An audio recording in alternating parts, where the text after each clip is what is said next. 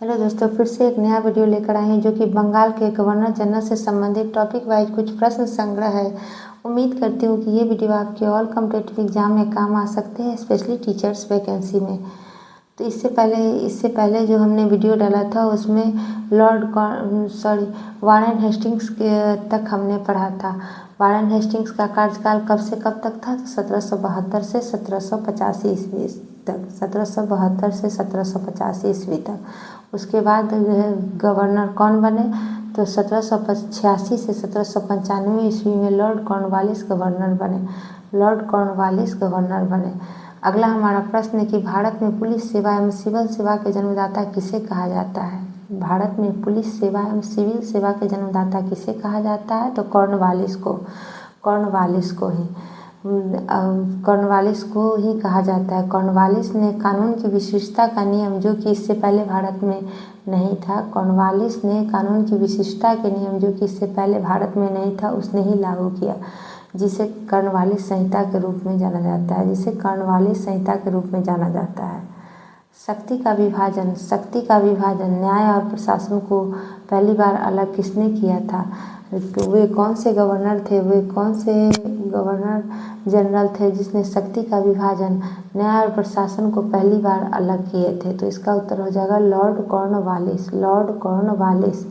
अगला हमारा प्रश्न है कि भूमि सुधार के उद्देश्य से अस्थायी बंदोबस्त प्रणाली कब लागू की गई थी और किसने लागू किया था? भूमि सुधार के उद्देश्य से अस्थायी बंदोबस्ती प्रणाली कब और किस गवर्नर जनरल के समय लागू की गई थी? तो इसका उत्तर हो जाएगा अस्थायी बंदोबस्ती 1793 ईस्वी में लागू की गई थी। और इस अस्थायी बंदोबस्ती 1793 ईस्वी में लागू की गई थी। उस समय बंगाल के गवर्नर जनरल लॉर्ड कॉर्नवालिस थे। उसमें बंगाल के गवर्नर जनरल कौन थे? लॉर्ड कॉर्नवालिस थे। अगला हमारा प्रश्न है कि दास व्यापार पर प्रतिबंध के कौन से बंगाल के गवर्नर जनरल ने लगाए थे?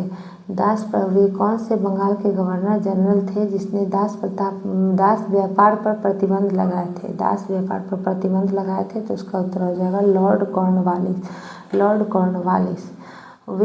अगला हमारा प्रश्न है कि वे गवर्नर जिनकी समाधि गाजीपुर में स्थित है, तो उसका उत्तर हो जाएगा लॉर्ड कॉर्नवालिस। उसका उत्तर क्या हो जाएगा? Lord Cornwallis. अगले बंगाल के governor general sir John Shore हुए, जो कि जिनका कार्यकाल 1793 से 1798 ईस्वी में था। 1793 से 1798 ईस्वी में था। सर जॉन शोर के समय में विशेष कोई भी ऐसी घटना नहीं हुई थी। बस सर जॉन शोर जो कि मैसूर के प्रति हस्तक्षेप की नीति अपनाई थी। एक जगह जहाँ वेलेस्ली जो कि सहायक संधि या हस्तक्षेप की नीति के साथ चल रहे थे, वहीं सर जॉन शोर जो हस्तक्षेप की नीति अपनाई थी। अगला जो बंगाल के गवर्नर जनरल बने वो लॉर्ड वेलेस्ली थे। उनका कार्यकाल 1798 से 1805 ईस्वी तक था।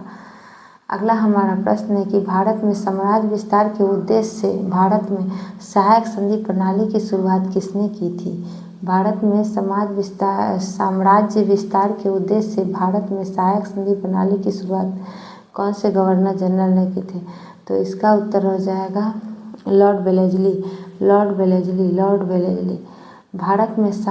अगला हमारा प्रश्न है कि भारत में सहायक संधि स्वीकार करने वाला प्रथम राज्य कौन हुए? तो हैदराबाद। भारत में सहायक संधि स्वीकार करने वाला, जो कि वेलेस्ली द्वारा विस्तारित सहायक संधि स्वीकार करने वाला प्रथम राज्य कौन था? तो हैदराबाद 1798 ईस्वी में। कभी कभी इसे क्रमबद्ध राज्य के बारे में भी पूछा जाता है, तो थोड़ा सा हम इसके विशेष रूप से पढ़ लेंगे। भारत में सहायक संधि स्वीकार करने वाला प्रथम राज्य हैदराबाद, द्वितीय मैसूर 1799 ईस्वी में, तंजौर 1799 ईस्वी में, अवध 1809 ईस्वी में, 1801 ईस्वी में, मराठा 1802 ईस्वी में सहायक संधि स्वीकार कर लिए थे। अगला हमारा प्रश्न है कि फोर्ट विलियम कॉलेज जो कि कोलकाता में है, 1800 में स्थापना हुई थी। उस समय बंगाल के गवर्नर जनरल कौन थे? उस समय बंगाल के फोर्ट विलियम कॉलेज कोलकाता में, जो कि 1800 ईस्वी में स्थापित की गई थी, उस समय बंगाल के गवर्नर जनरल कौन थे? तो इसका उत्तर हो जाएगा वेलेज़ली। इसका उत्तर क्या हो जाएगा? वेलेज़ली।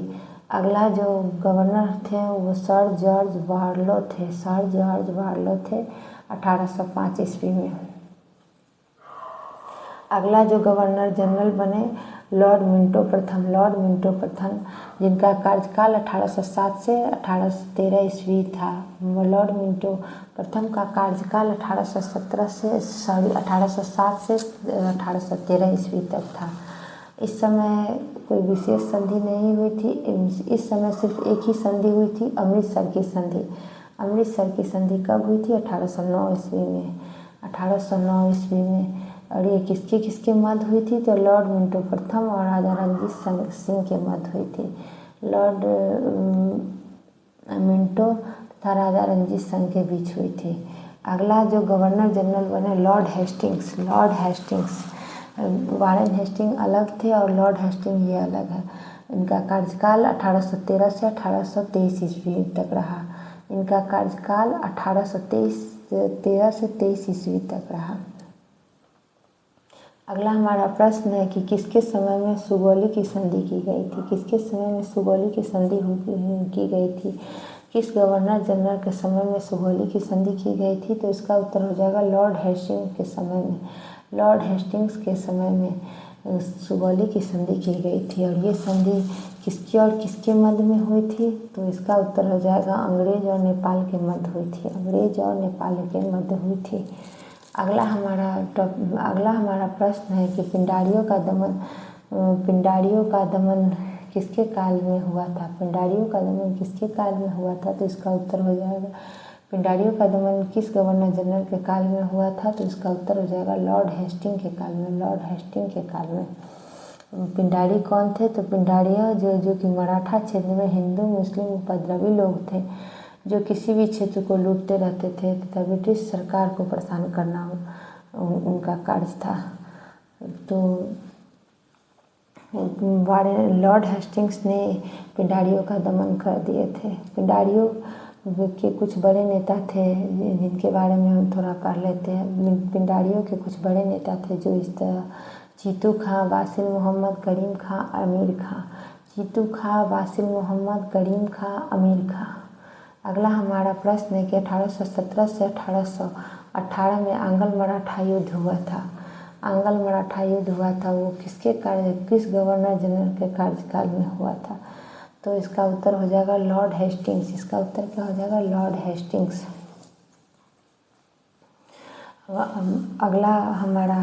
अगला हमारा प्रश्न है कि किस एक्ट के द्वारा बंगाल के गवर्नर जनरल को भारत का गवर्नर जनरल बनाया गया?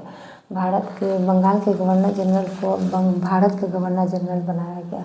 तो इसका उत्तर हो जाएगा 1833 ईस्वी के चार्टर एक्ट के तहत बंगाल के गवर्नर को भारत का गवर्नर जनरल कहा जाने लगा। भारत का गवर्नर जनरल कहा जाने लगा। ये गवर्नर जनरल का पद भी कैनिंग तक चला। ये गवर्नर जनरल का पद भी जो था वो कैनिंग तक चला। 1857 में जब क्रांति हुई तो कंपनी का शासन समाप्त हो गया। उसी के साथ गवर्नर जनरल का भी शासन समाप्त हो गया। बाद में जो ब्रिटिश क्राउन के हाथ में जब शासन चला जाता है तो अब गवर्नर जनरल के जगह वायसराय का नाम दिया गया था। चलिए दोस्तों, अगले वीडियो में हम फिर से भारत के गवर्नर जनरल के विषय में पढ़ेंगे।